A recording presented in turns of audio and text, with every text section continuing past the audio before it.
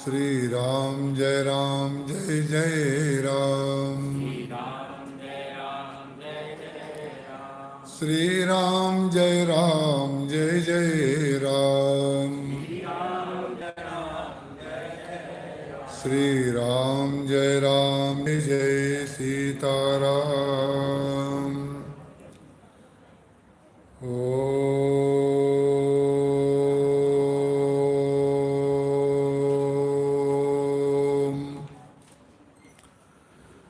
मंगलमूर्तये शाश्वतमप्रमेयमनघमाशंभु फणीन्द्रसेव्यमनिशम् वेदामनुष्यं हरिं वन्देऽहं करुणाकरं रघुवरं भूपालचूडामणिं रक्तां श्यामंगं द्विभुजं प्रसन्नवदनं श्रीसीतया शोभितं कारुण्यामृतसागरं प्रियगणैर्भ्रात्रादिभिर्भावितं वन्दे विष्णु शिवादिसेव्यमनिशम् भक्तेष्टसिद्धिप्रदम् अतुलितबलधामम् ज्ञानिनामग्रगण्यं सकलगुणनिधानं वानराणामधीशं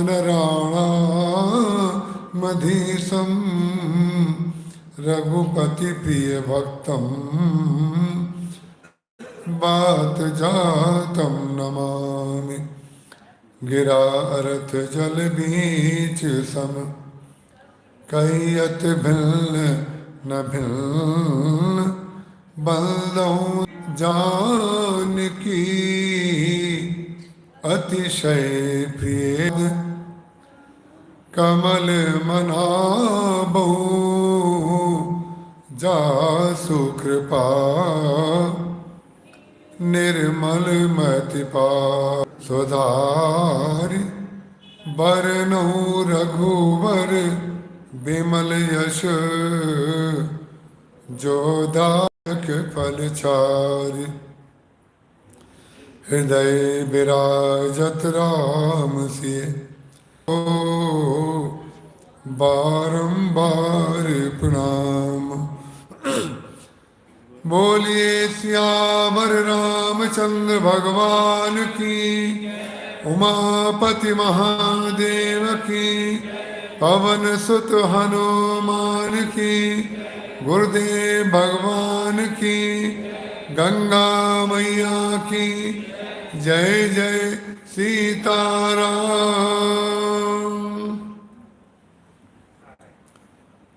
दादी महाराज और अपने गुरुदेव के श्री चरणों में अर्पित कर।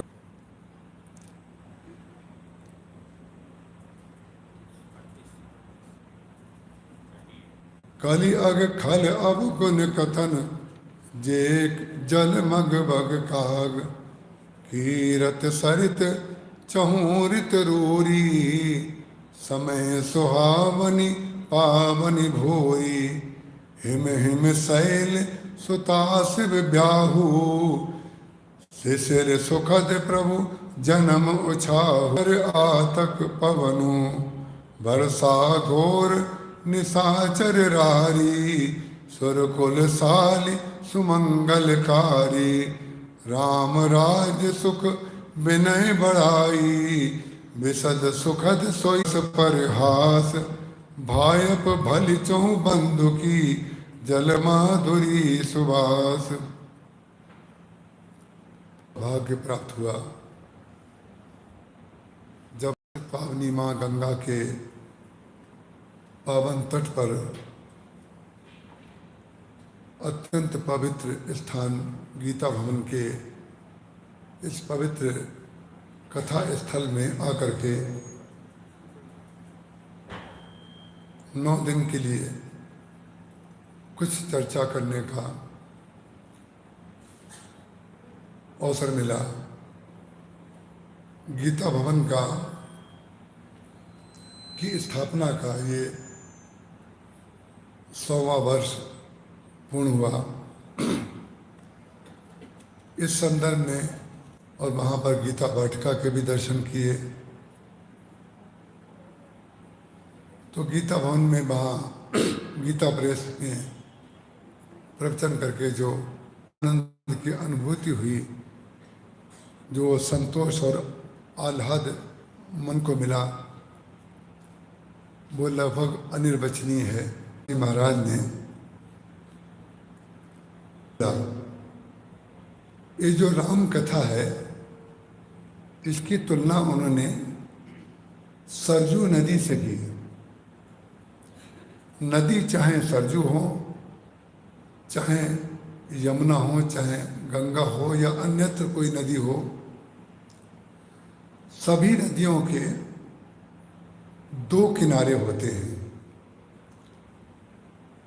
कोई भी नदी हो, जहाँ पर जल का प्रवाह होगा, उसके 2 किनारे होंगे। तो 2 किनारों में गोस्वामी तुलसीदास जी महाराज ने कहा, ये भगवान राम के चरित्र की कथा की जो सरजू नदी है, इसके भी 2 किनारे हैं। उन 2 किनारों का नाम गोस्वामी तुलसीदास जी महाराज ने जो रखा, वो एक वे लोग लोक मत की अवहेलना पाए जाते हैं, और जो लोग लोक मत को महत्व देते हैं, वे लोग वेद मत की अवहेलना करते देखे जाते हैं। उसका कारण मात्र इतना है कि जो छापते हैं वो पढ़ते नहीं हैं। मैं किसी व्यक्ति और किसी संस्था के लिए नहीं कह रहा हूँ, मैं अपने लिए संपादन करते हैं और जो आशा करते हैं कि सब लोग पढ़ें। इसके लिए आवश्यक है कि जो बात उसमें कही गई है, जब उन्होंने धारा बनाया, इसका तात्पर्य क्या है? जब कन्या और विवाह का विवाह होता है, तो जो वैदिक ब्राह्मण आती हैं, तो जो वेदों में कहा गया है उससे ठीक विपरीत बातें वो लोग गाती हैं। लेकिन विचित्र बात है, ठीक विपरीत बातें वो लोग बोलती हैं, लेकिन फिर भी वो मधुर कितना लगता है। तो उसकी जिम्मेदारी उन लोगों की नहीं है जिनसे हम आशा कर रहे हैं। उसकी जिम्मेदारी हमारी है कि हम उनकी भावना को समझ पाए हैं कि नहीं। कोई व्यक्ति उद्भव की बात करे और पालन को नगण्य समझे और संहार को ना माने, ब्रह्मा को माने, विष्णु को ना माने और शंकर को ना माने, या केवल विष्णु को माने, शिव को ना माने और ब्रह्मा को भी ना माने, परिणाम क्या होगा कि वो धारा को नहीं मान रहा है। व्यक्ति को चाहिए कि घर से लेकर के मंदिर तक, घर से लेकर के मंदिर तक उसकी मनोभावना बिल्कुल संतुलित रहे। जब तक वो घर में मंदिर नहीं बनाएगा, तब तक मंदिर में जाकर के उसको भगवान के दर्शन नहीं होंगे। घर में अगर विघटन करेगा, परिवार में लोगों के साथ उसकी नहीं बनेगी। महत्वपूर्ण ये बिल्कुल नहीं है कि गलती आपकी है कि परिवार वालों की है। महत्वपूर्ण बात ये नहीं है कि गलती बड़े की है कि छोटे की है। महत्वपूर्ण बात यह है कि दोनों में से कोई एक व्यक्ति तालमेल नहीं बैठा पाया। और जो व्यक्ति तालमेल घर में नहीं बैठा पाता है, उसको किसी संस्था में बैठा दिया जाएगा तो वो संस्था को भी गड़बड़ किए बगैर नहीं रहेगा। उसका कारण क्या है? तो वो लोक को मानने वाला है या वो वेद को मानने वाला है। एक पहिए में हवा हो और दूसरे पहिए में हवा ना हो तो गाड़ी ठीक से नहीं चलेगी। थोड़ा बहुत तो आगे बढ़ जाएगी, लेकिन आप अपने लक्ष्य को प्राप्त नहीं कर पाएंगे। इसलिए व्यक्ति को सरजो नाम सुमंगल मूला, लोक वेद मुद मंजिल कूला। भगवान श्री राम ने लोक को भी महत्व दिया और वेद को भी महत्व दिया। वशिष्ठ जी को भी महत्व दिया, विश्वामित्र जी को भी महत्व दिया, जनक जी को भी महत्व दिया, दशरथ जी को भी महत्व दिया, अयोध्या को भी महत्व दिया, जनकपुर को भी महत्व दिया। जो व्यक्ति अपनी इच्छा से किसी से कोई कार्य कराना चाहता है, चाहे वो प्रवचन हो, चाहे वो धार्मिक कार्य हो, चाहे वो भोजनालय हो, चाहे सड़क पर चल रहा हो, जीवन के किसी भी क्षेत्र में यदि आप चाहते हैं और हम चाहते हैं कि हम अपने लक्ष्य को प्राप्त करें, उसके लिए आवश्यक है कि अपनी भावना को दूसरे के ऊपर आरोपित करने की इच्छा छोड़ दीजिए और दूसरे की भावना को समझ करके आप चलना शुरू कर दीजिए। ये बहुत आवश्यक है। और अगर ऐसा नहीं करेंगे तो परिणाम क्या होगा? पंडाल खाली रहेगा, आप अपनी बात कह। जब तक हमारे जीवन में ये संतुलन नहीं होगा, लोक वेद मुद मंजिल कूला। आप लोग सब विज्ञ हैं, पढ़े लिखे हैं, आप जानते होंगे जिसको आप सरकार कहते हैं। सरकार ये कर रही है, सरकार ये कर रही है, सरकार ये कर रही है।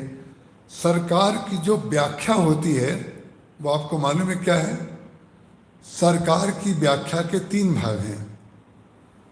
सरकार का एक भाग है विधायिका, सरकार का एक भाग है न्यायपालिका, सरकार का एक भाग है कार्यपालिका। तो सरकार का नाम हमने इसलिए लिया, हम कोई राजनीति पर प्रवचन नहीं करने वाले हैं, परेशान मत होइएगा। ये हम अपने विषय को प्रस्तुत करने के लिए भूमिका बना रहे हैं। जो बात आगे कही जानी है, जैसे नींव में पत्थर डाले जाते हैं, जितना ऊंचा मकान बनाना हो उतने नींव में आपको गहराई से सामान डालना पड़ता है। तो जैसे न्यायपालिका, कार्यपालिका और विधायिका तीनों मिलकर के सरकार बनती है और तीनों में जब संतुलन होता है तो जो जहां बैठा है वो बिल्कुल ठीक ठीक कार्य कर पाता है। न्यायपालिका का कार्य केवल तब आता है जब अन्याय हो रहा हो। न्यायपालिका अगर कहीं अन्याय के विरुद्ध ना बोल करके न्याय के विरुद्ध बोलने लगे तो इसका तात्पर्य वो संविधान से अलग व्यक्ति बोल रहा है। और विधायिका यदि मनमाना आचरण करने लग जाए, इसका तात्पर्य उसने जनता की बात को, जनता के हृदय को, जनता की इच्छा को सुना नहीं। और कार्यपालिका जो शासन करती है, जो अधिकारी होते हैं, जैसे कलेक्टर होता है, आईएएस होता है, एसपी होता है, ये सब कार्यपालिका है। ये कार्यपालिका का कार्य क्या है कि जो विधायक विधायिका चुनी गई है और न्यायपालिका जो करा रही है उसको बिल्कुल ठीक ढंग से जनता के द्वारा कराना, सब लोग अपनी अपनी सीमा में रहें, इसका कार्य कार्यपालिका करती है। ये न्यायपालिका और विधायिका और कार्यपालिका जैसे सरकार में होती है, ऐसे ही हमारे अंतःकरण में भी यही है, हमारे शरीर में भी यही है। इन्हीं तीनों को मिला करके चलने से ही लोक वेद मत मंजुल कूला, इन्हीं तीनों को मिला करके हम अपने जीवन को संयत बना पाएंगे। वो कैसे संयत होगा? बोले समझब, कहब और करब, यही है। वशिष्ठ जी महाराज ने भरत जी महाराज से ये कहा, आशा है आप पूरी तरीके से ध्यान से सुन रहे होंगे। जब भरत जी महाराज भगवान श्री राम की पादुकाओं को लेकर के चित्रकूट से लौट करके अयोध्या आए, तब उन्होंने अपने गुरुदेव, जो वेद मत के जानकार हैं, वेद मत के जानकार वशिष्ठ जी महाराज हैं, जिनको भगवान राम ने गुरु माना, और लोक मत के जानकार विश्वामित्र जी महाराज हैं, जिनको भगवान ने गुरु माना। लोक वेद मत मंजुल कूला। भरत जी महाराज जब पादुकाओं को सिर पर लेकर के आए अपने, तब गुरु वशिष्ठ के चरणों में उन्होंने निवेदन किया, यदि आपकी आज्ञा हो, आपका अनुशासन हो, तो मेरी एक इच्छा है। वशिष्ठ जी महाराज ने कहा, अपनी इच्छा बताओ। उन्होंने कहा कि इन पादुकाओं को मैं नंदी ग्राम में स्थापित करना चाहता हूं। नंदी ग्राम में स्थापित करके क्या करोगे? बोले नंदी ग्राम में स्थापित करूंगा और वहां पर नित्य प्रति उनसे आज्ञा ले ले करके मैं अयोध्या का संचालन करूंगा। यदि आपकी आज्ञा हो, आपकी अनुमति हो, गुरु आदेश मुझे मिल जाए तो मैं ऐसा कर लूं। जब भरत जी महाराज उनके शिष्य हैं, तो उनको कहना चाहिए कि मेरी आज्ञा है, मैं तुमको आदेश दे रहा हूं कि तुम ये करो। वशिष्ठ जी महाराज ने भरत जी के सामने अपना वेद का सिद्धांत छोड़ करके एक अलग नीति का निर्धारण किया। क्यों? क्या? बोले आज से मैंने ग्रंथों को पढ़ना छोड़ दिया और आज से मैं ग्रंथ नहीं पढ़ूंगा।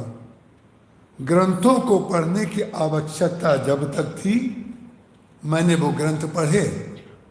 और तुम्हारे पिता दशरथ जी महाराज को जब जब कुछ आवश्यकता होती थी, वो मुझसे पूछते थे, मेरे बनाए हुए संविधान के अनुसार वे अयोध्या का राजकाज चलाते थे। लेकिन भरत, जब मैं तुम्हारे साथ अयोध्या से चित्रकूट गया और जब मैं तुम्हारे साथ चित्रकूट से अयोध्या आया, जहां से चला और वहीं पर जब तुमने मुझे पहुंचा दिया, इसका तात्पर्य है मैंने सारे ग्रंथों की परिक्रमा कर ली। और उस परिक्रमा का सार क्या है? सारे ग्रंथों में जो मैंने पढ़ा है, सारे ग्रंथों की जो व्याख्या मैंने अभी तक प्रतिपादित की थी, उसमें क्या लिखा है उसका सार मैं आज तुमको बता रहा हूं। उन्होंने कहा, गुरुदेव आप कृपा करके बताइए सार क्या है। बोले आज के बाद मैंने निर्णय कर लिया है कि अयोध्या में जो भी समस्या आएगी, जो भी तुम प्रश्न करोगे, उसका जब मैं उत्तर दूंगा, उस उत्तर को पढ़ने के लिए किसी संवैधानिक ग्रंथ को मैं नहीं पढ़ूंगा, किसी अनुच्छेद को पढ़ करके मैं कोई उत्तर नहीं दूंगा। क्यों नहीं दूंगा? तो क्या कह करके आप उत्तर देंगे? उत्तर तो आप देंगे, कैसे निर्णय करेंगे? बोले समझब, कहब, करब तुम जोइए। जो तुम समझोगे, जो तुम कहोगे और जो तुम करोगे, वही मैं कहूंगा। क्या कहूंगा? किस आधार पर कहूंगा?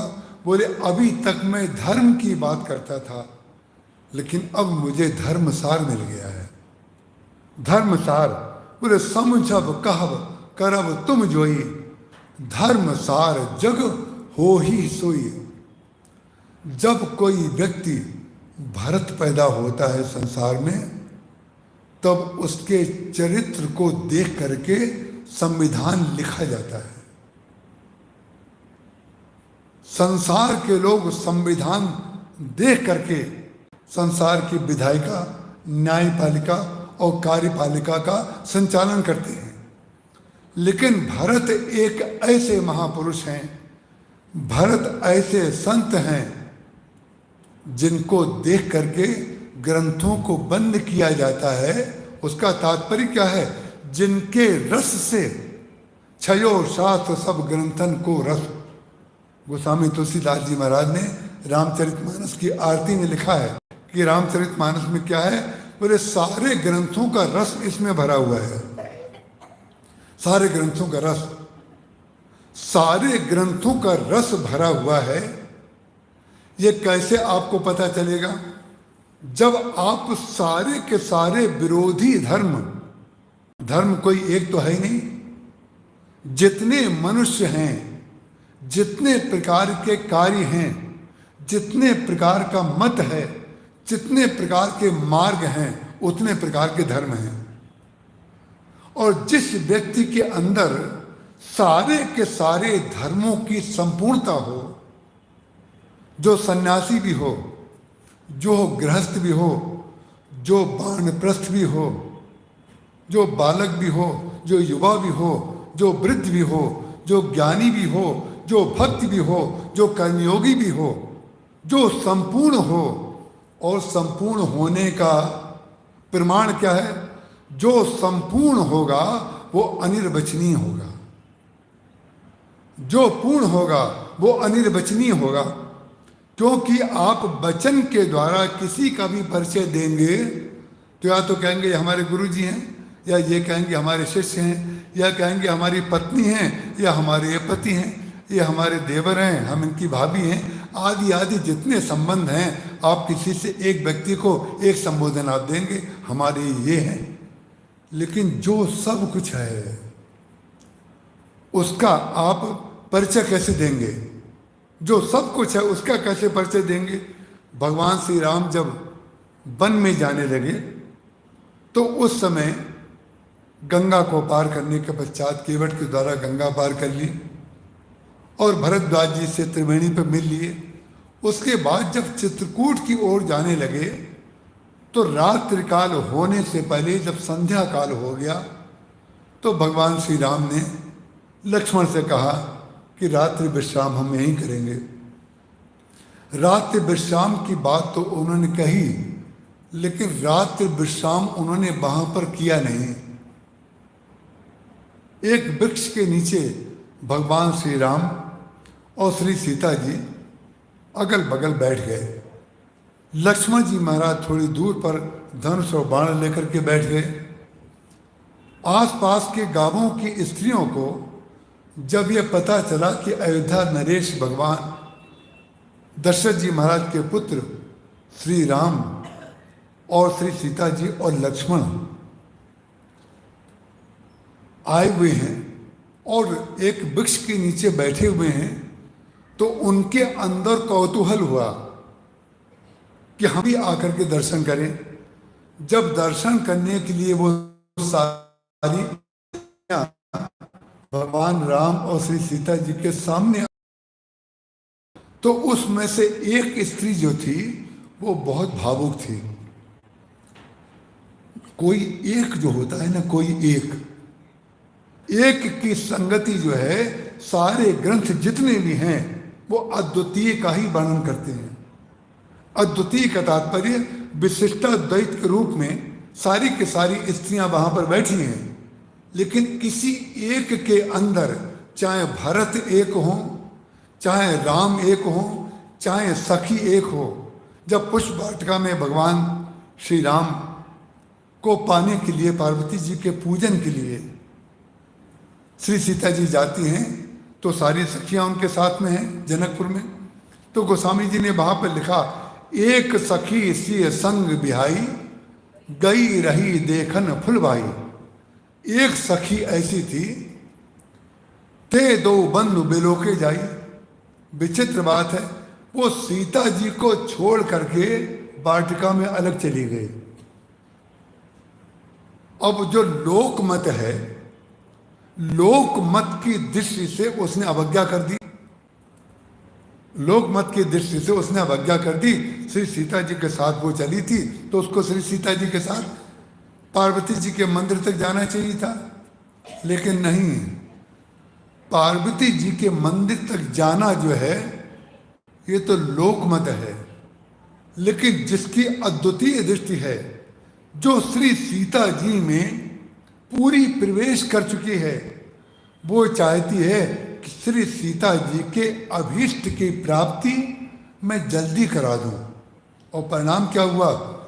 श्री सीता जी को भगवान राम बाद में मिले, उस सखी को पहले मिल गए।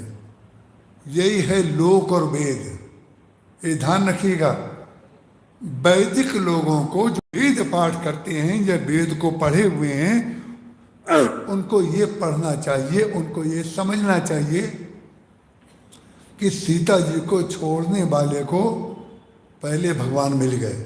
लेकिन सीता जी को छोड़ा क्यों?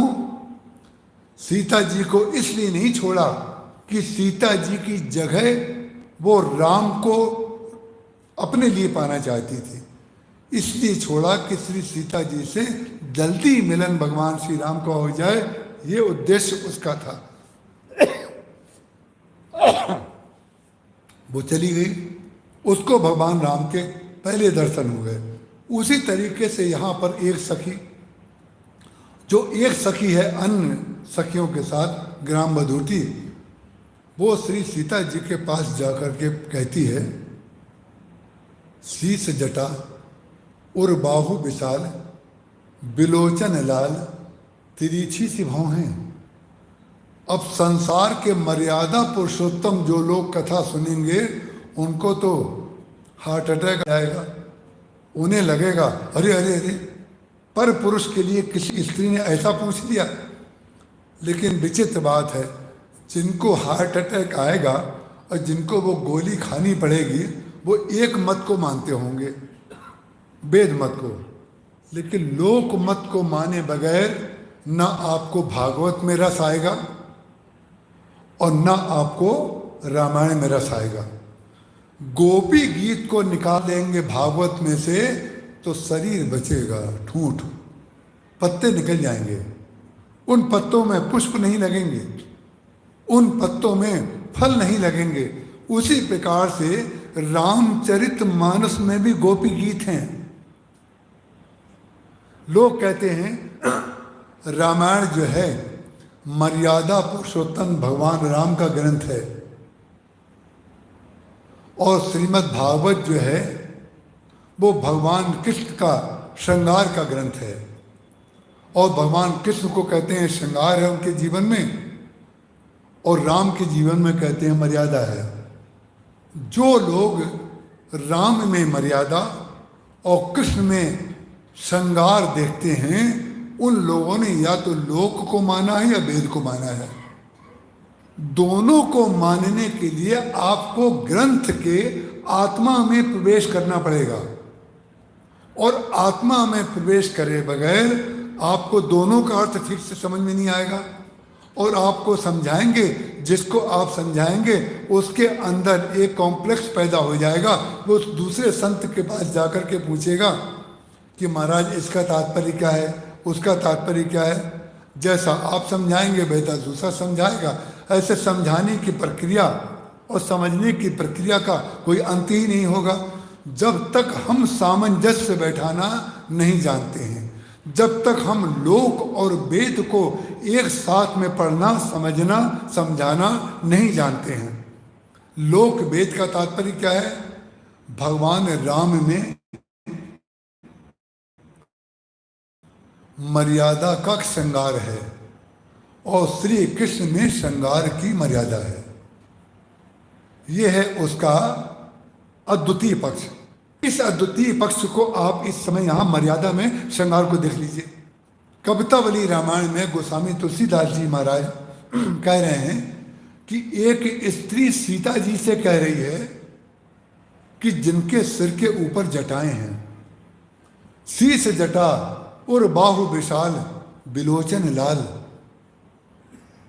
जिनके हाथ बड़े लंबे लंबे हैं और जिनकी जटा जूट है और आंखों में लालाई है, शीश जटा और बाहु विशाल, बिलोचन लाल, तिरछी सी भौहें, जिनकी भौहें तिरछी हैं। शीश जटा और बाहु विशाल, बिलोचन लाल, तिरछी सी भौहें, तून सरासन बान धरे, तुलसी बन मार्ग में सुट सोहें, अपने कंधे पर धनुष और बाण लिए हुए हैं। सादर बारह बार सुभाए, चितय तुम त्यों। बार बार वो बड़े आदर की दृष्टि से आपकी ओर देख रहे हैं। श्री सीता जी पूछ सकती हैं, यदि वो मेरी ओर देख रहे हैं तो उसमें आपको क्या आपत्ति है? उन्होंने कहा, हमें सबसे बड़ी आपत्ति तो यही है कि आपकी ओर देख रहे हैं। ये विदेह प्रेम है, ध्यान रखिएगा। विदेह प्रेम, अशरीरी प्रेम, संपूर्ण समर्पण, जहां पर शरीर भाव का लेश मात्र नहीं है, वहां पर वो गोपी पूछ रही है, वो सखी पूछ रही है, वो ग्राम बधूटी स्त्री पूछ रही है, तून सरासन बांध धरे, तुलसी बन मार्ग में सुट सोहें, सादर बारह बार सुभाए, चितय तुम त्यों। बार बार आपकी ओर देख रहे हैं। जो व्यक्ति शरीर के स्तर पर बैठ करके कथा करेगा और शरीर के स्तर पर बैठ करके कथा सुनेगा, वो मालूम है उसके मुंह से क्या निकल जाएगा? उसके मुंह से ये निकल जाएगा कि वो कह रही है कि वो आपकी ओर तो देख रहे हैं, हमारी ओर तो देख ही नहीं रहे हैं। बस। और अलौकिक को लौकिक बनाना हो तो केवल अपनी बुद्धि का छौंका लगा दीजिए। जहां अपनी बुद्धि का छौंका लगाया, तहां जो अलौकिक है वो लौकिक हो जाएगा। साधक जो भगवान के चरणों में प्रेम के लिए कथा सुनने आया है, जो गंगा स्नान करने के बाद रात्रि में सोने से पहले भगवान की कथा सुन करके सोना चाहता है, उसको हम अलौकिक की जगह लौकिकता में प्रवेश करा दें, इससे बड़ा जघन्य अपराध कुछ नहीं हो सकता है। सादर बारह बार सुभाए, चितय तुम त्यों। कहती क्या है? हमरो मनमोह है। आपकी ओर जब देखते हैं तो हमारा मन चुरा लेते हैं। सादर बारह बार सुभाए, चितय तुम त्यों, हमरो मनमोह है, पूछत ग्राम बधी सियसो, कौ सांवर सो सख रावरो को है। बार बार पूछ रहे हैं, बार बार, कि कृपा करके बताइए ना, बताइए ना, ये सांवले रंग का राजकुमार आपका कौन है? सांवले रंग का राजकुमार आपका कौन है? कि क्या वो जानती नहीं है? नहीं, जानती हैं। जो भक्त होता है वो ऐसा थोड़ी होता है कि ज्ञानी नहीं होता है। ज्ञानी भक्त होता है और भक्त ज्ञानी होता है। यही तो लोक वेद मत मंजुल कूला है। बोले ज्ञानी का भक्त होना जरूरी है और भक्त का ज्ञानी होना बहुत आवश्यक है।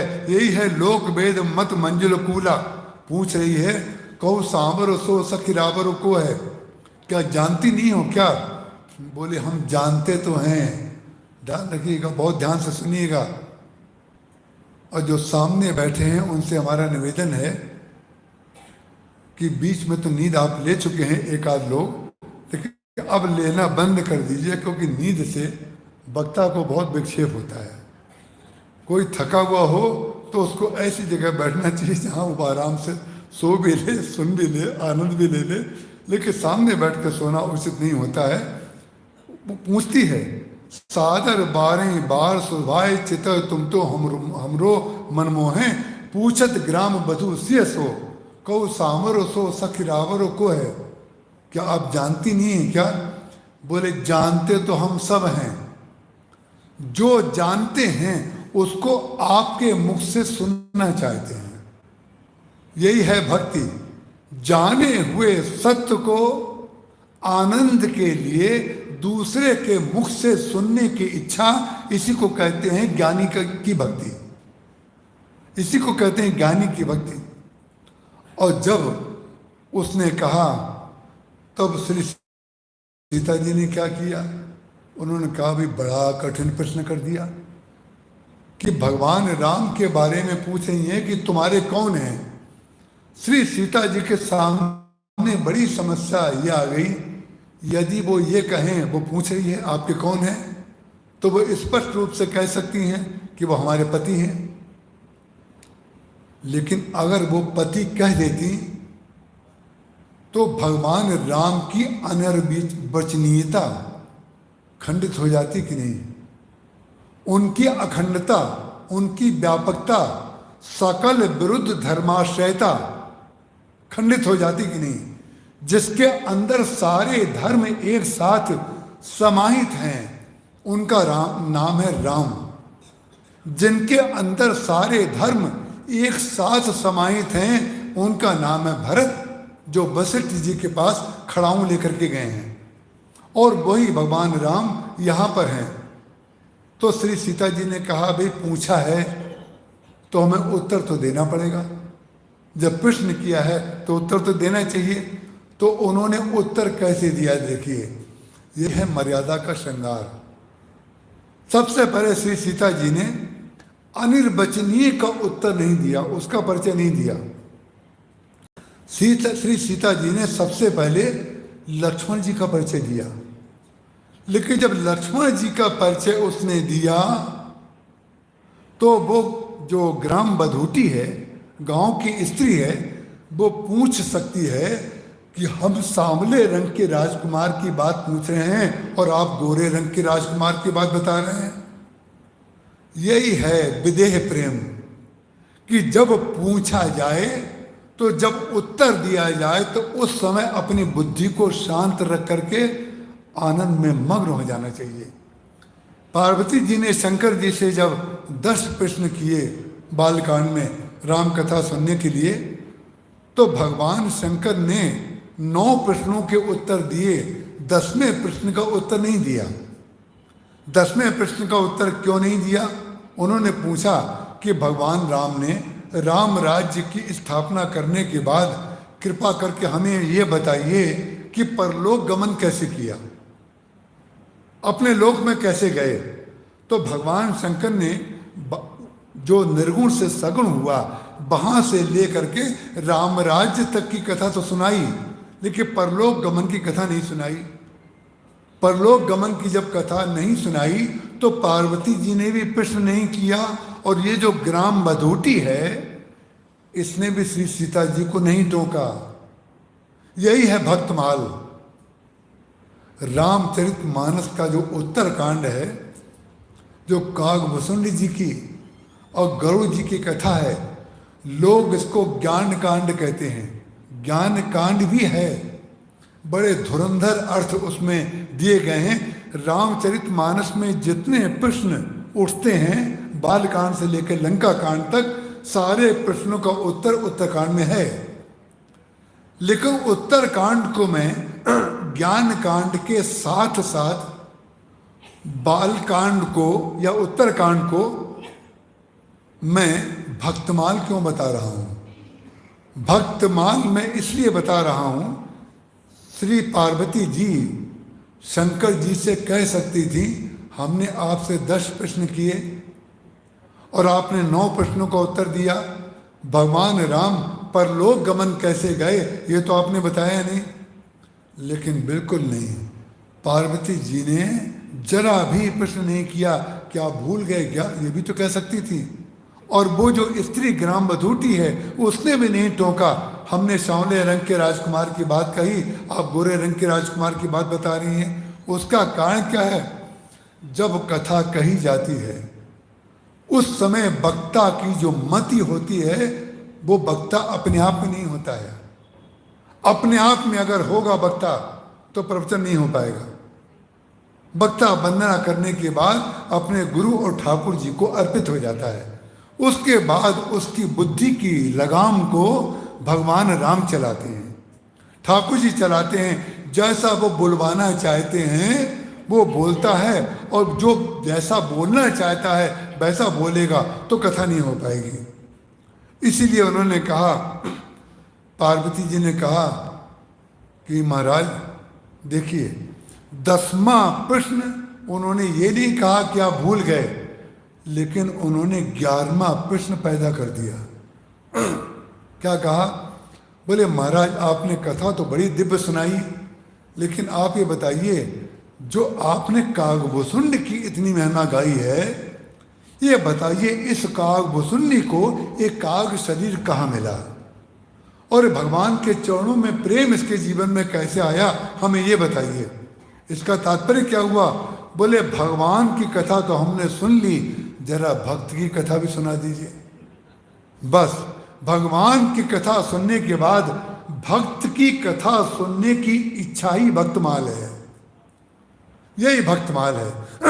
और भक्तों के जीवन में जिनके श्रवण समुद्र समाना, कथा तुम्हारी सुभग सरिनाना, भरही निरंतर हो ही न पूरे, जिनके कान में कथा की सरिताएं जाती रहती हैं, जिनके कान समुद्र बन जाते हैं भगवान की कथा को सुनने के लिए, भगवान की कथाएं सरिता हो जाती हैं और उनके कान समुद्र हो जाते हैं। मन और आओ और आओ और आओ। विचित्र बात है, श्रोता के कान हो गए समुद्र और भगवान की कथाएं सीमित हो गई।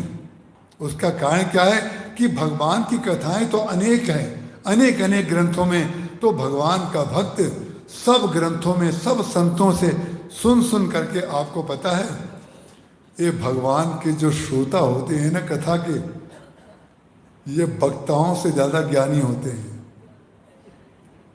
ये मैं आपकी झूठी प्रशंसा नहीं कर रहा हूं और ना झूठी चापलूसी कर रहा हूं, क्योंकि मुझे मालूम है झूठी प्रशंसा और झूठी चापलूसी से ना आपको कुछ मिलेगा ना हमें कुछ मिलेगा। हम तो रोज ऐसे ही आएंगे दिनेश जी के साथ और वैसे दिनेश जी के साथ लौट जाएंगे।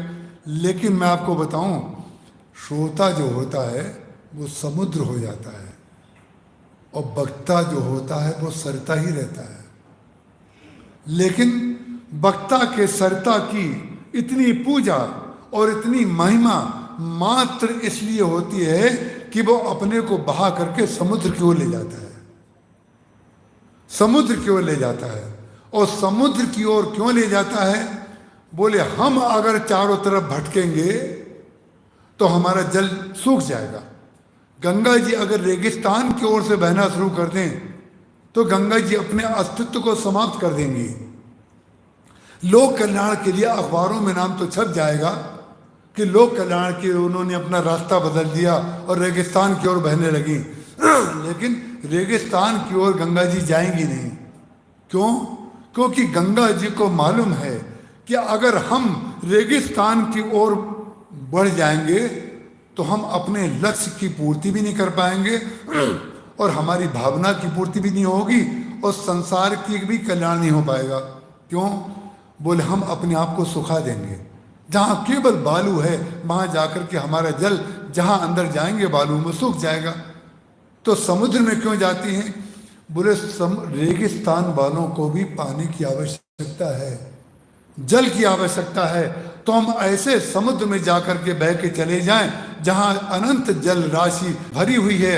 लेकिन जब बादल परोपकार की भावना से आएंगे और समुद्र में से जल भर करके आकाश में चले जाएंगे तो वो बादल सब जगह बरसात कर देंगे जहां जहां जल की आवश्यकता है। इसलिए लोक और वेद को जो व्यक्ति जानने वाला होगा वो कार्य करने पे महत्व नहीं देगा, कार्य को कैसा करना चाहिए, कब करना चाहिए और कहाँ पर करना चाहिए, इसका ज्ञान भी उसको होना चाहिए। और जिस व्यक्ति को इन तीनों का ज्ञान नहीं है, श्रोता त्रिविध समाज, बोले 3 प्रकार के श्रोता होते हैं, ज्ञानी, भक्त और कर्मयोगी। बोले तीनों को जब तक ये 3 बातें ना पता हो कि विधायिका, न्यायपालिका और कार्यपालिका, मस्तिष्क, हृदय और कर्म। मस्तिष्क सबसे ऊपर होता है, हृदय बीच में होता है, ज्ञान ऊपर, भक्ति बीच में और कर्म सबसे नीचे। और ये तीनों चीजें अगर मिल करके ना चलें, सोचें कुछ, करें कुछ, और हृदय स्वीकार नहीं कर रहा है। आपने देखा होगा कार्य करने वाले दुकान में, कार्यालय में, कारखाने में, ना जाने कितने लोगों को आपने कार्य करते हुए देखा होगा, लेकिन जिस व्यक्ति का कार्य में मन लगता है उसकी बॉडी लैंग्वेज, और जिसका कार्य में मन नहीं लगता है उसकी बॉडी लैंग्वेज से आप पता चल जाएगा आपको कि ये समय काट रहा है, इसका काम में मन नहीं लग रहा है। ऐसे ना जाने कितने लोग समय काटते हैं जीवन में, उनको देख करके पता चल जाता है ये केवल समय काट रहे हैं, बस इनको कुछ मतलब नहीं, इन्हें कुछ समझना नहीं है, केवल समय काट रहे हैं। जो व्यक्ति समय काटेगा उसका पूरा समय काय पर ध्यान जाएगा, उसका ध्यान जाएगा कि 5 कब बजे और हम अपना काम छोड़ें। जो व्यक्ति 5 बजे की घड़ी देख रहा है उसको मालूम है क्या कहा जाता है? उसको कहा जाता है मजदूर। जो पूरे समय घड़ी देखता रहता है कि कब 5 बजे और हम 4:30 बजे से अपने जो औजार हैं उनको धोना शुरू करें और कपड़ा पहनना शुरू करें, 5 बजे मालिक के पास जाएं और पैसे लेके चलते बने। ये होता है, और एक तरह से कहें तो ठीक है, परंपरा है, चलती रहे और चलती रहेगी, हमारे कहने थोड़ी बंद हो जाएगी। लेकिन ध्यान रखिएगा, कर्मचारी जो है, कर्मचारी काम करने वाला कर्मचारी तो मालिक भी होता है। जब मालिक अपनी गाड़ी की ड्राइवर सीट पर बैठता है उस समय ड्राइवर होता है कि नहीं? कर्म तो सभी कर रहे हैं, सब कर्मचारी हैं, लेकिन कर्म का सुख सबको क्यों नहीं मिल रहा है? कर्म करते समय सुख सबको समान रूप से क्यों नहीं मिल रहा है? उसका कारण केवल एक ही है कि वो लोग कार्य के परिणाम से सुख ले रहे हैं और कार्य के परिणाम से सुख चाह रहे हैं, और कार्य का परिणाम कभी सुख ना पहले दे दिया किसी ने, ना आज दे रहा है, ना भविष्य में देगा। कार्य का परिणाम आपको सुख नहीं दे सकता, तो कौन सुख देगा? जो कार्य में सुख लेगा उसको सुख मिलेगा। ये ध्यान रखिएगा, जो कार्य करते समय सुख लेगा उसको सुख मिलता है। छोटी सी बात है, बारीक सी बात है, लेकिन इस फंडे को अगर ना समझा जाए तो जीवन भर समय काटते रहेंगे, काम करते रहेंगे, तनख्वाह लेते रहेंगे, लेकिन जीवन में धन्यता का अनुभव नहीं करेंगे। धन्यता का अनुभव जो करता है उसका प्रमाण क्या है मालूम है? उसका प्रमाण ये है कि वो घड़ी की ओर से ध्यान हट जाता है उसका। जब कोई प्रेमी प्रेमास्पद के साथ होता है, जब कोई प्रेमी प्रेमिका के साथ होता है, जब कोई शिष्य अपने गुरु के साथ होता है, जब कोई पुजारी मंदिर में होता है, तो भगवान का श्रृंगार करते समय, क्या गुरु की सेवा करते समय, क्या कोई नाती को खिलाते समय या कोई बच्चे को खिलाते समय माँ कभी घड़ी देखती है क्या? अरे बच्चे को खिलाते समय जो सुख माँ को मिलता है वो सुख या तो बच्चा जानता है या उसकी माँ जानती है। ये अद्वितीय प्रेम की बात चल रही है। जहां पर घड़ी बंद होती है वहीं से प्रेम शुरू होता है, और जहां तक घड़ी चलती है वहां तक हम कर्मचारी होते हैं। कर्मचारी, काम करने वाले। काम करने वाले की विशेषता यही है, उसकी स्थिति यही है कि व्यक्ति पूरे समय घड़ी कब प्रवचन पूरा हो और हम यहाँ से सटकें। उसका कारण क्या है? जब तक आपको घड़ी दिख रही है या जब तक आप अपनी मान्यताओं को लेकर के प्रवचन में बैठे हैं, ये ठीक है, ये ठीक नहीं है, ये तो हम जानते ही थे, ये क्या बता रहे हैं, ये मान्यताओं की जैकेट पहन करके जो लोग कथा में बैठेंगे उनके ऊपर कथा का कोई प्रभाव नहीं पड़ेगा। इसलिए व्यक्ति को चाहिए कि अपनी जो वृत्ति है उससे ऊपर उठ करके कथा में वो प्रवेश करे। तो गंगा जी समुद्र में इसलिए चली जाती हैं, समुद्र में जब जाएंगे तो समुद्र में जल जाने के बाद हमारे जल का भी सदुपयोग हो जाएगा और नदियां जो हैं उनका भी सदुपयोग हो जाएगा, और समुद्र जो है सबसे बड़ा लोभी और सबसे बड़ा त्यागी। समुद्र की तरह लोभी बन जाइए, लेकिन समुद्र की तरह त्यागी भी बन जाइए। जितनी भी नदियां आए, समुद्र किसी को मना नहीं करता है कि भाई जल बहुत है, अभी थोड़े दिन तक मत आओ। जिम प्रतिलाभ लोभ अधिकाई। कौन माता जी बोली इतनी दिव्य बात, वाह वाह वाह, धन्य है। जिम प्रतिलाभ लोभ अधिकाई। जैसे लोभी को पैसे के प्रति कभी पेट भरते ही नहीं है, और स्वाभाविक है। लेकिन विचित्र बात है, जैसे जिम प्रतिलाभ लोभ अधिकाई, ऐसे समुद्र की भी तो स्थिति होती है। लेकिन समुद्र के पास कितनी भी नदियां जाएं और बादल कितना भी जल उससे उठाएं, कभी समुद्र मना नहीं करता है कि इतना जल उठा के ले जा रहे हो, हमारे कोष में कहीं कमी ना हो जाए। तो जो ज्यादा कमाने वाला है, अगर ज्यादा लोक कल्याण का कार्य कर रहा है, तो हम उसके चरणों की वंदना करते हैं कि भाई नदियां तो वहीं जानी चाहिए जिस समुद्र में बादलों को देने की क्षमता है। जो बादलों को देने की क्षमता रखता है उसके पास तो जाना ही चाहिए, क्योंकि लोक कल्याण की वृत्ति जिसके अंदर है उसके पास होगा नहीं तो देगा कहां से। त्याग की महिमा जहां तहां गाई जाती है, और विचित्र बात है, त्याग की महिमा आप देखिए, कोई बहुत बड़ा त्यागी हो आप उसको बहुत सम्मान देंगे, और बहुत बड़ा पैसे वाला हो उसको भी आप सम्मान देंगे। उसका कारण क्या है? आपको कुछ बातें ऐसी लग सकती हैं जो परंपरा से हट के हों, आपको वो बातें अटपटी भी लग सकती हैं, लेकिन ध्यान से सुनिएगा तो लोक वेद मत मंजुल कूला कितने कथा आप बिल्कुल पचा करके अपने हृदय में हृदयस्थ करके चले जाएंगे। रात को जब पलंग पर लेटेंगे जा करके तो कथा का चिंतन करेंगे कि क्या क्या बात उसमें कही गई और क्यों कही गई, उसका उद्देश्य क्या है। हमारी आदत पड़ गई है, हमारा स्वभाव है, या तो हम लोक को महत्व देते हैं या वेद को महत्व देते हैं, या हम त्याग को महत्व देते हैं या हम लोभ को महत्व देते हैं। जिसने बहुत संग्रह रखा है करके रखा है उसको सब लोग बाबूजी बाबूजी कह करके हाथ जोड़े रहते हैं, दिन रात बाबू बाबू बाबू करके पीछे पड़े रहते हैं उनके।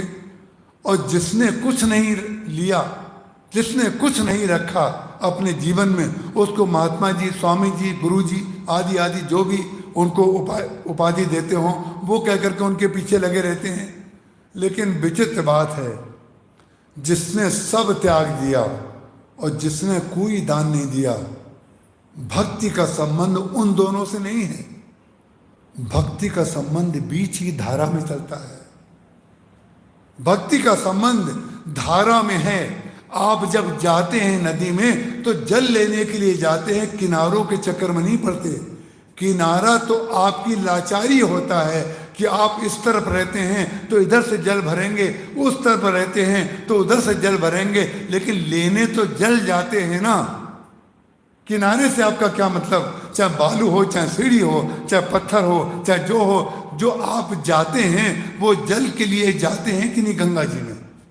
तो जल क्या है? जल को महत्व दिया जाए, जो लोक और वेद के बीच की बात की जाए, तो आपके जीवन में आनंद गंगा जी जैसे बहती हैं, ऐसे आनंद आपके हृदय में बहेगा, चुएगा, टपकेगा। लेकिन हमारी आदत है, हमारा स्वभाव है, या तो हम त्याग को महत्व देंगे या हम संग्रह को महत्व देंगे। लेकिन भक्ति कहाँ पर रहती है? भक्ति त्याग और संग्रह में नहीं रहती है, भक्ति रहती है संतोष में। जो सबसे कठिन काम है, आप त्याग कर सकते हैं, मनुष्य के लिए त्यागना संभव है। आप बहुत अधिक पैसे कमा सकते हैं, मनुष्य के लिए संभव है। लेकिन कहो भगति पथ कवन प्रयासा, जोग न जप तप मख उपवासा, सरल स्वभाव न मन कुटलाई, जथा लाभ संतोष सदाई। संतोष किसी को नहीं चाहिए, इसलिए अपने अहम को संतुष्टि देने के लिए या तो वो त्याग की पूजा करने को तैयार हो जाता है, या वो लोभ की पूजा करने को तैयार हो जाता है। सबसे कठिन काम है संतोष। संतोष इसलिए कठिन है कि आपको जितना मिल जाए उसमें आपको दूसरे में दोष ना दिखाई दे। असंभव काम है ये, असंभव। और जिसने असंभव को संभव करके दिखा दिया, उन्हीं का नाम है भरत और उन्हीं का नाम है राम। जब भगवान श्री राम को वनवास दिया गया, वही असंभव को संभव करके दिखाया। कौन संसार में ऐसा राजा का पुत्र है जिसको राज्य मिलते मिलते वनवास दिया जाए और आनंद उसके चेहरे पर कहीं कम ना हो। आनंद जो का त्यों बना हुआ है, माने ना आनंद बढ़ा ना आनंद घटा। जो बढ़ेगा वो भी पूर्ण नहीं होगा, जो घटेगा वो भी पूर्ण नहीं होगा। पूर्णमिदः पूर्णमिदं पूर्णात् पूर्णमुदच्यते पूर्णस्य पूर्णमादाय पूर्णमेवावशिष्यते। पूर्ण की परिभाषा केवल एक ही है, जो ना घटता है ना बढ़ता है, ना उसमें गुणा हो सकता है ना उसमें भाग हो सकता है, ना प्लस ना माइनस, वो तो पूर्ण है। और पूर्ण की विशेषता यह है कि जो स्थिति मिलेगी उसमें उसका आनंद कभी खंडित नहीं होगा। यही उसकी पूर्णता है। भगवान श्री राम की पूर्णता क्या थी? जब कौशल्या जी के पास भगवान श्री राम गए, कौशल्या जी ने कुछ फल काट के रखे थे, दूध रखा था भगवान राम के लिए। बोले बेटा तुम्हारा राज्याभिषेक होगा, कर्म कांड में देर हो जाती है, बहुत से लोग बधाई देंगे, तुमको मालाएं पहनाएंगे, तुमसे प्यार करेंगे, गले लगाएंगे, कुछ प्रणाम करेंगे, कुछ गोद में उठाएंगे। इसकी प्रक्रिया में देर हो जाएगी, तुम्हें भूख लगेगी, तो उस समय तो तुम्हें कुछ भोजन मिलेगा नहीं खाने के लिए, तो थोड़ा सा कुछ खा लो। माँ कह रही है श्री राम से थोड़ा सा कुछ खा लो। भगवान राम प्रसन्न भाव से कहते हैं श्री राम से, माँ आपको पता नहीं, हमारे पिताजी ने हमें युवराज पद देने वाले थे लेकिन सीधे राजा बना दिया। माता तो बड़ी प्रसन्न हो गई। कौशल्या जी ने कहा अरे वाह, राजा बना दिया, ये तो बहुत अच्छी बात है। राजा बना दिया तो बताओ कहाँ का राजा बना दिया? क्या अयोध्या का राजा बना दिया क्या? अभी तक तो वो कह रहे थे युवराज पद देंगे क्योंकि तुम उनके पुत्र हो, और वो राजा इस समय हैं। जब तक राजा है, समर्थ है, शक्तिशाली है, विवेक उसका चल रहा है, तो युवराज बनाया जाता है, जिसको आप लोग कहते हैं वाइस प्रेसिडेंट, है ना, वो बनाया जाता है। लेकिन तुमको राजा कहाँ का बना दिया? तब भगवान राम ने राजा की व्याख्या की। यह है राजा की व्याख्या। बोले पिता दीन मैं कानन राजू, हमारे पिताजी ने वन का राज्य हमको दे दिया है। पिता दीन मैं कानन राजू। और बात क्या कही मालूम है? पिता दीन मैं कानन राजू, जहां सब भांति मोर बड़ काजू। वन में जाकर के जो मंगल कर दे, वहीं पर तो राम है।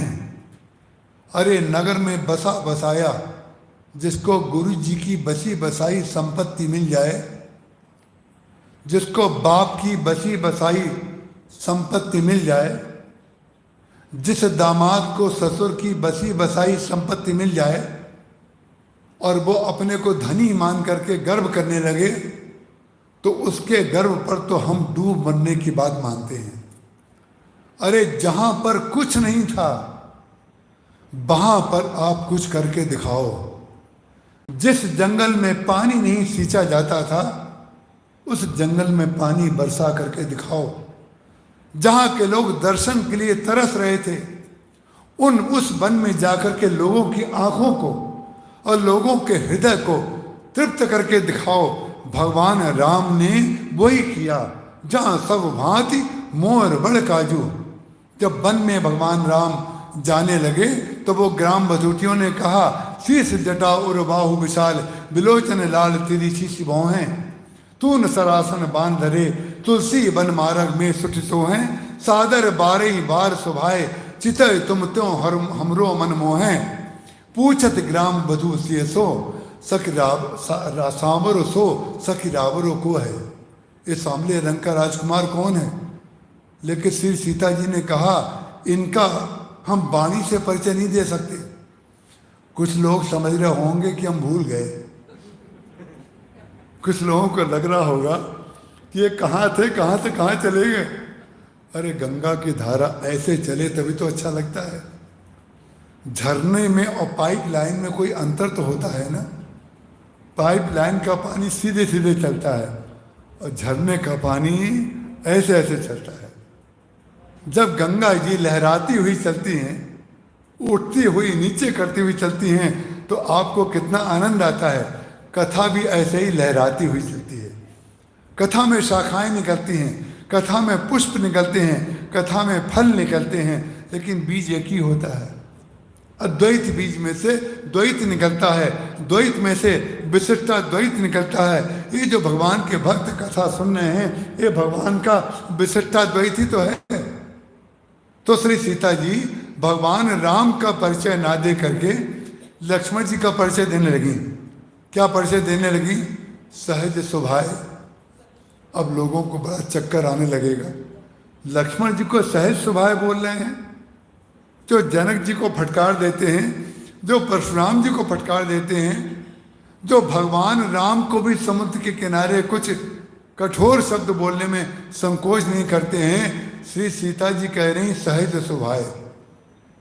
ये बड़े सरल स्वभाव के हैं। बस शरीर में और अशरीरी में और भाव में और व्यवहार में, वेद में और लोक में यही बस अंतर है कि व्यक्ति संतुलित ढंग से अगर रामचरितमानस को पढ़े तो लक्ष्मण जी से बढ़ करके मौन और लक्ष्मण जी से बढ़ करके सहज आपको कोई नहीं मिलेगा।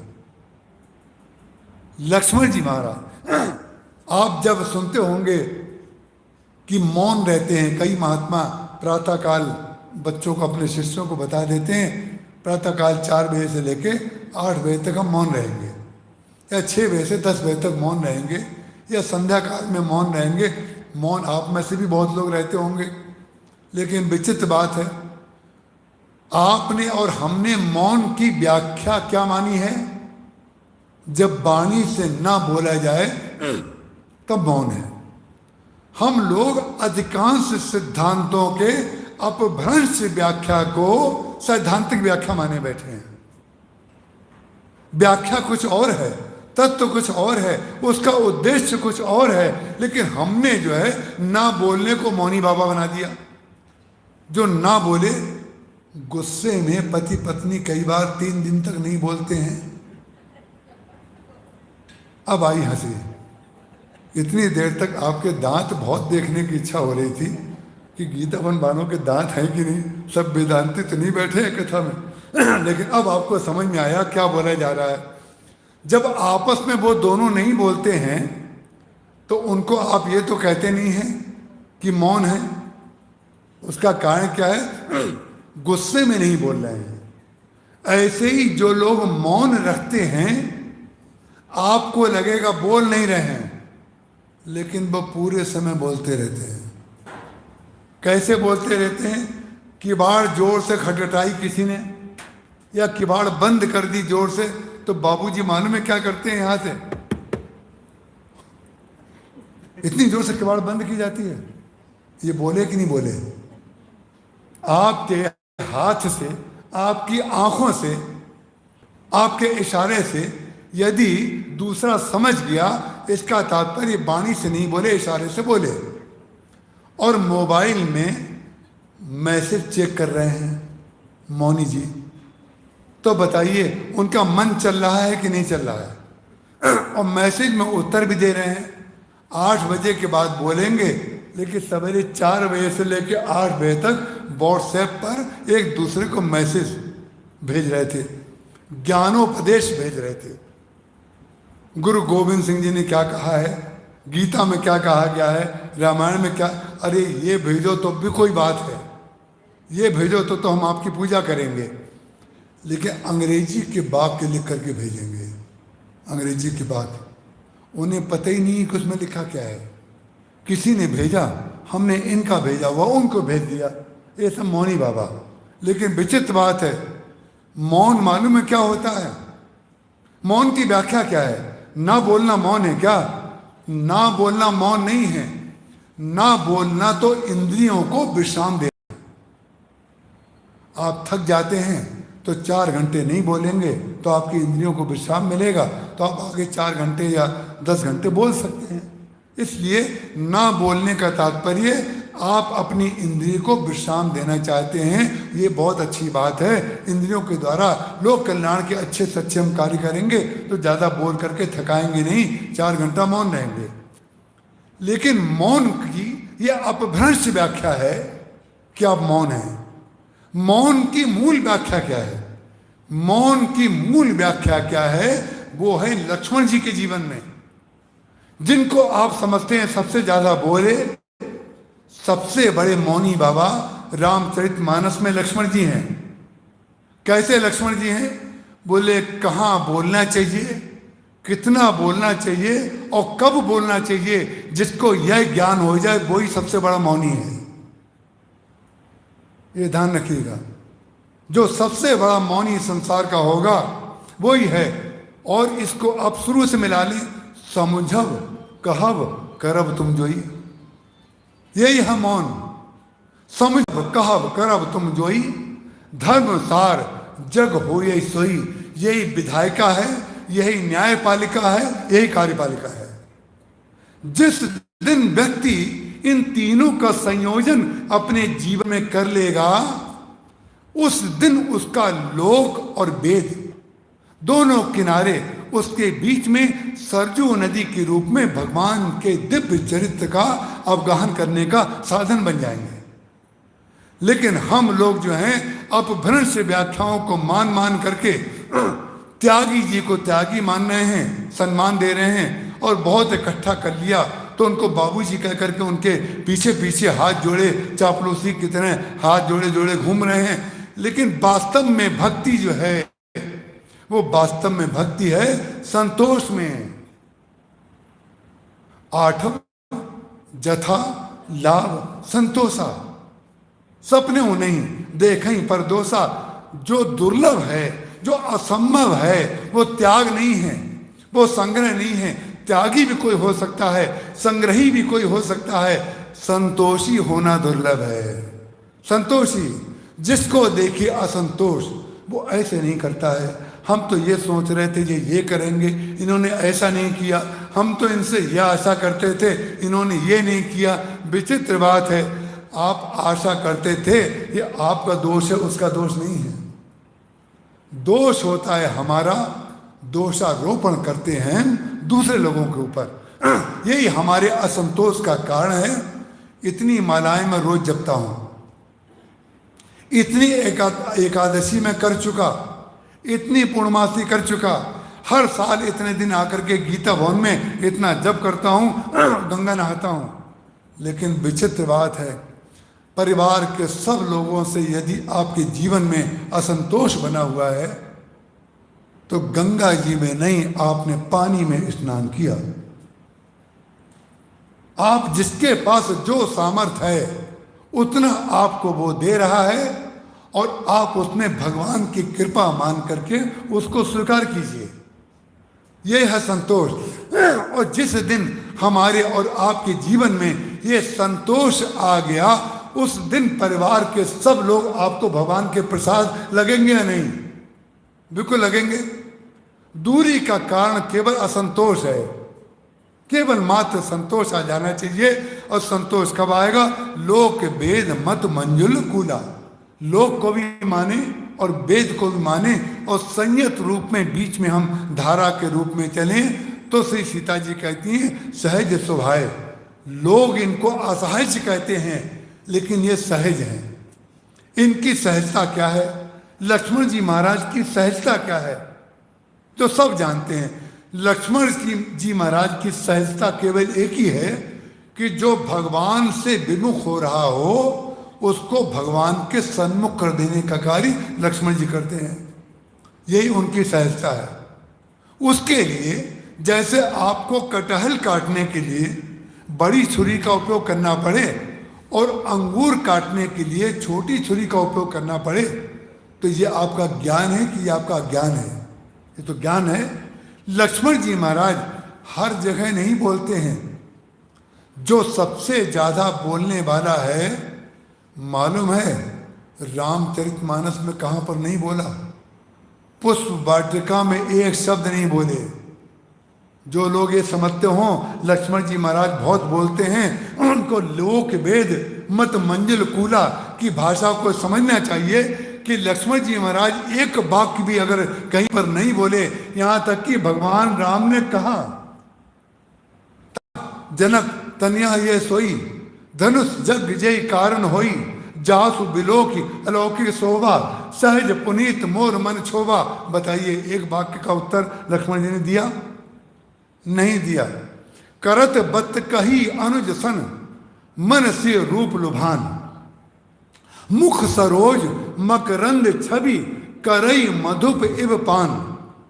भगवान श्री राम श्री सीता जी की सुंदरता में ऐसे डूबे हुए थे जैसे भौरा कमल में अपने डंक डाल करके उसके मकरंद रस का पान करता है। और कह क्या रहे हैं? करत बत कही अनुज सन, व्यवहार कर रहे थे लक्ष्मण जी से और भाव दिए हुए थे, मन दिए हुए थे श्री सीता जी को। तो लक्ष्मण तो भगवान का मन जानते हैं ना, उनका हृदय जानते हैं ना। उन्होंने कहा यदि कहीं मैंने इनकी बात का उत्तर दे दिया तो जो मन उनके दिव्य रस का पान कर रहा है उसमें मैं बाधक बन जाऊंगा, मैं उसमें बाधक नहीं बनूंगा। ये बात लक्ष्मण जी महाराज को पता कैसे चली? लक्ष्मण जी को यह ज्ञान कहां से हुआ कि कहीं पर मौन रहना भी, कहीं पर ना मिलना भी अद्वितीय सुख और अद्वितीय लक्ष्य होता है। जब लक्ष्मण जी महाराज वनवास में जा रहे हैं तो उस समय आपने देखा होगा उर्मिला जी और सुमित्रा जी दोनों के दोनों जो हैं लक्ष्मण जी को दरवाजे पे छोड़ने नहीं आए, दरवाजे पे छोड़ने नहीं आए। ये उस सुमित्रा के बेटे हैं लक्ष्मण, जो और उन उर्मिला के बेटे हैं, वह पति हैं लक्ष्मण जी महाराज। दोनों माँ कोई संसार में ऐसी होगी जो 14 वर्ष के लिए बच्चा जा रहा हो अब वो ना छोड़ने आए? कोई पत्नी ऐसी संसार में आपने देखी 14 वर्ष के लिए उसका पति जा रहा है और वो दरवाजे तक छोड़ने ना आए? लेकिन विचित्र बात है, जो लोग दरवाजे तक छोड़ने आते हैं वो तो व्यवहार करते हैं, व्यवहार। और जो लोग दरवाजे को छोड़ देते हैं वो करते हैं परमार्थ। लक्ष्मण जी ने तो छोड़ दिया ना, लक्ष्मण जी ने छोड़ दिया। उर्मिला जी और सुमित्रा जी ने सामने क्यों नहीं आई? उन्होंने कहा जैसे, अब आप ध्यान रखिएगा, मैं ये बात गीता भवन में ही कह सकता हूं, जैसे मकरंद रस का पान भगवान राम श्री सीता जी के मुख चंद्रमा को देख करके भौरे की तरह कर रहे थे, उसी तरीके से लक्ष्मण जी का मन भगवान राम और श्री सीता जी के चरणों के रस पान करने के लिए व्याकुल हो रहा था। तो उनके पति, उनकी माँ और उनकी पत्नी ने सोचा कि मैं लक्ष्मण के सामने अगर जाऊंगी और मेरी आंखों का दर्द, हमारी आंखों का दुख अगर लक्ष्मण जी को श्री राम से अलग कर देगा तो हम एक अपराध के करने वाले बन जाएंगे। ये भाव है। इस भाव को जब तक आप अपने हृदय में नहीं ले आएंगे तब तक रामचरितमानस कैसे समझ में आएगा? गोस्वामी तुलसीदास जी महाराज को हम कैसे समझ पाएंगे? इसलिए हमारे महाराज जी कहते थे, हमारे महाराज जी पूज्य श्री राम किंकर जी की बात मैं आपसे कह रहा हूं। सतना में प्रेस कॉन्फ्रेंस थी, मेरे पास कुछ पत्रकार आए, उन्होंने पूछा कि आपके गुरुदेव की सबसे बड़ी विशेषता क्या थी? अब आप बताइए, जिसने जीवन भर प्रवचन किया हो, जिसने इतने ग्रंथ लिखे हों, जिनको युग तुलसी लोग, महाराज जी युग तुलसी जो है ना, ये जो लोग लगा देते हैं ना डॉक्टर, वो डॉक्टर भी उनको मिला था, और ये योग तुलसी और वो क्या है पद्म भूषण, ये महाराज जी के लेटर पैड पर राम किंकर लिखा रहता है केवल। बोले नाम से कोई नहीं पहचान सकता है क्या? उपाधि की जरूरत है क्या? ये जो उपाधि है यही तो उपाधि पैदा करती है। उपाधि जो है यही उपाधि पैदा करती है। से ये गिर कर निरुपाधि नेम, सब सोच विमोचन चित्रकूट। बोले निरुपाधि को जपो। महाराज जी कहते हैं जो उपाधियां जो हैं ये आती हैं और जाती हैं, लेकिन भगवान का जो भक्त होता है वो निरुपाधि होता है। कैसे निरुपाधि होता है? क्योंकि उपाधि जब आप लेंगे तो भूतपूर्व जरूर हो जाएंगे। जहां रिटायर हो गए तो आपके नाम के साथ लिखा जाएगा भूतपूर्व, और भूतपूर्व लिख करके भी लोग छाती चौड़ी मानते हैं कि चलो भूत तो हुए, है ना। भूत रूप में तो हम बड़े, अब वो नाम क्यों लें, लेकिन होते तो हैं। एक तो सन्यासी हम जानते हैं वैष्णव संत थे, तो वो अपना जब पैम्पलेट चेले लोग जो होते हैं ना गुरु जी की महिमा को बढ़ाते हैं, वो समझते हैं महिमा को बढ़ा रहे हैं, लेकिन चेलों को ये पता नहीं होता है कभी कभी ज़्यादा उपाधि गुरु जी के साथ लिखोगे तो उनकी महिमा कम हो जाएगी, बढ़ेगी नहीं। तो चेले कहते थे हमारे गुरु जी के नाम से पहले भूतपूर्व एमएलए जरूर लिख दीजिएगा। एक बात बताइए, कोई संत अपने नाम के साथ भूतपूर्व एमएलए लिखता है या हम क्या त्याग करके आए हैं ये लिखता है, तो जो त्यागी गई वस्तु है वो महान है कि जो आपने पाई वो महान है? अगर जो वस्तु आपने पाई है वो महान है तो जो छोड़ी गई वस्तु है वो आपको छोटी पहले लगनी चाहिए। और हमारी समस्या क्या है? जो छोड़ते हैं उसको महान बताते हैं, उसका कारण क्या है? बुद्धि से छोड़ते हैं, चित्त में तो वही रहता है, चित्त में वही रहेगा। हमारे महाराज जी के उन्होंने कहा आपके गुरुदेव की सबसे बड़ी विशेषता क्या थी? हम एक बार तो चमक गए। चमक गए का तात्पर्य उन्होंने हमें चमका दिया, माने जब निरुत्तर कर दिया तो हमने कहा भाई, लेकिन हमने कहा कि नहीं निरुत्तर तो नहीं, हमने कहा कि वाह, उत्तर उसी समय शायद महाराज जी ने दे दिया होगा मेरे अंदर। मैंने कहा कि राम किंकर जी की सबसे बड़ी विशेषता ये है कि जीवन भर बोले, लेकिन तुलसीदास जी बोले, राम किंकर जी तो बोले ही नहीं। जब वो बोले तो उन्होंने अपने उनके प्रवचनों में कहीं भी आप सुन लीजिए, कैसेट में या कहीं भी पेन ड्राइव में, अब तो बहुत लोगों ने यूट्यूब में भी डाल दिया है, आप सुन लीजिए। महाराज जी हमेशा करते थे कि तुलसीदास जी कहना क्या चाहते हैं, गोस्वामी जी का तात्पर्य क्या है, उनका उद्देश्य क्या है, जो हर अपने 10 वाक्यों के बाद गोस्वामी तुलसीदास जी को सिद्ध करता था। इसका तात्पर्य क्या है? वक्ता अगर बोलेगा तो कथा नहीं होगी, वक्ता अगर भूल जाएगा, घड़ी भूल जाए, समय भूल जाए, कहाँ बैठा है वो भूल जाए, जब घड़ी बंद हो जाती है तो भक्ति और प्रेम शुरू हो जाता है। सीता जी ने यही कहा, सहज स्वभाव लखन तनु गोरे, नाम लखन लघु देवर बोरे। उन्होंने कहा हमारे छोटे देवर हैं और देखने में गोरे हैं। गोरे तो देवर हैं, लेकिन पूछ रही है श्याम रंग के राजकुमार के लिए और उत्तर दे रही हैं सफेद। तो क्या रही हैं सीता जी? बोले काले रंग से लिखने के लिए पीछे सफेद रंग को लिखना जरूरी होता है। सफेद बोर्ड नहीं होगा तो काले रंग का अक्षर दिखाई नहीं पड़ेगा। इसलिए उन्होंने कहा जो श्वेत, उन्होंने सफेदी जो स्वीकार की है, जो अद्वितीय स्वरूप उनका सफेदी है, जो निर्मलता उनकी है, जो सहजता उनकी है, वो यही है कि वो श्याम को आगे करना चाहते हैं और सबको श्याम में मिलाना चाहते हैं। इस यही उनकी विशेषता है। सहज स्वभाव लखन तन गोरे, नाम लखन लघु देवर मोरे। यही है लोक वेद मत मंजिल कूला। इसके बाद की चर्चा कल करेंगे। घड़ी में 9 बज गए, क्योंकि हम यहाँ पर घड़ी का पालन करेंगे। क्योंकि देखिए एक बात बता दें, हमारा गीता भवन के प्रति जो भाव है, जो श्रद्धा है, वो गीता भवन वाले नहीं समझ सकते। आपको पता है कथाओं में मैं जा करके क्या कहता हूँ? कथाओं में मैं कहता हूं कि जितने बड़े बड़े लोग अपने लिविंग हॉल में या ड्राइंग रूम, जो भी उसको आप कहते हो, उसमें शीशे की बड़ी बड़ी महंगी अलमारियां बनाते हैं, उन अलमारियों में गीता प्रेस की पुस्तक नहीं मिलेगी, उसमें विदेशी लेखकों की अंग्रेजी पुस्तकें मिलेंगी, और जिसमें से एक भी उन्होंने पढ़ी नहीं होती है, एक भी पढ़ी नहीं होती, उन्हें लेखक का नाम ही नहीं पता होता है। हमने पूछा, एक पुस्तक रखी हुई थी, उस पुस्तक का जो लेखक था डेली कार्नेगी था।